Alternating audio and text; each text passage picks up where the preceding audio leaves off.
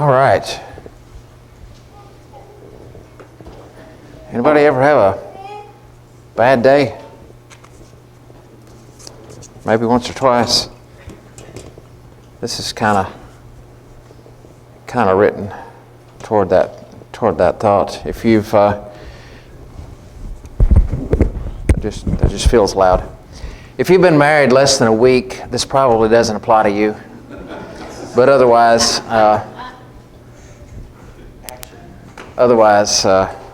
this may be of some benefit to you. All right. Centuries ago, back way even before even Brother Jim was born, it was Job who declared, "A man that is born of woman is a few days and full of trouble."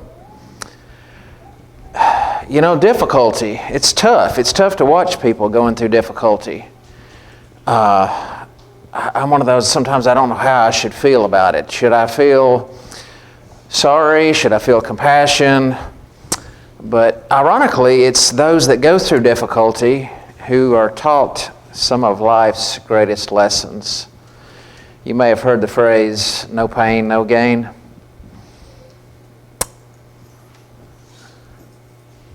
Adversity gives us immediate insight into a person's character. I've got up there on the board 1 Peter 1, 6 and 7.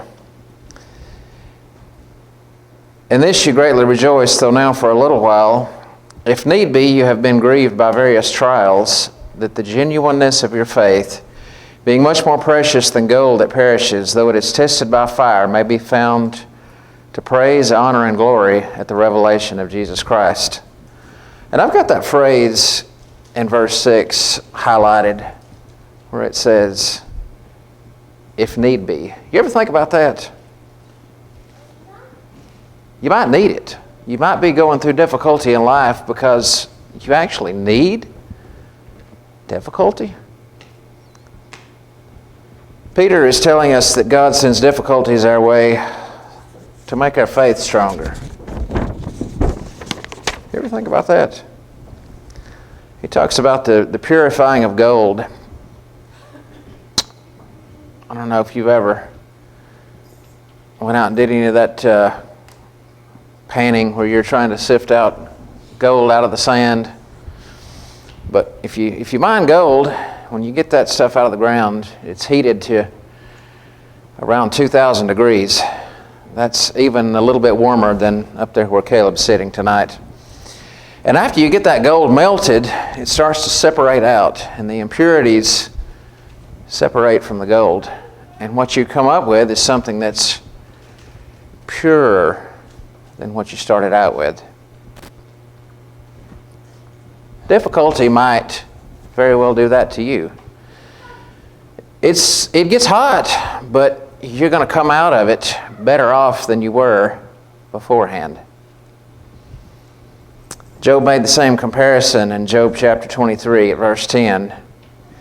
He says, "When he," talking about God, "has tested me, I shall come forth as gold."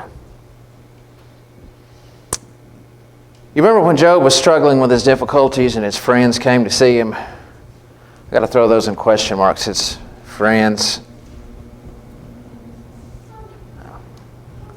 That's the purifying of the gold. I missed that part. But in Job chapter 2 and verse 11, his friends travel to see him, and their greatest work is done in that first week when they sit with him and they don't say a word. You know, sometimes you maybe are attending a funeral and you walk up to that person who's lost a parent or a child or a sibling and you don't know what to say. Sometimes that's the best thing you can say, is just be there and don't say anything at all. Just be there. But then after about a week, they begin to talk. In chapter 4, Eliphaz tells Job, "You must have sinned. There's something you did wrong. You brought this on yourself." In chapter 8, we meet Bildad, and he says the same thing. "Job, you got problems. You need to repent." And then chapter 11, Zophar says, "You've brought this on yourself somehow." No. In Job chapter 16, Job answers them, and he says, "Miserable comforters are you all." Don't be those guys. when we encounter problems, who can we really turn to? You know, Job really couldn't turn to his friends. Who could he turn to? He turned to God, didn't he? And so here we are on Wednesday night, and who do we turn to when we've got problems? And we can see better than ever the need for God in our lives, even better than the need for our friends. God's counsel is true, it's right, and it comes without those human limitations that Job's friends brought with him.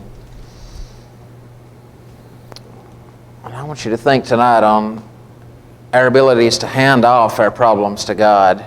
You know, God asks us to bring those things and hand them over and stop worrying about them. But so often we think, I need to hold on to this. I need to worry about it. I got to deal with this on my own. Now let's see if we can't focus on a little less worry and a little more reliance on God. Maybe tonight you have some need that we can help you out with. We can pray for you. Maybe your need tonight is to be baptized into Christ. Whatever your need is,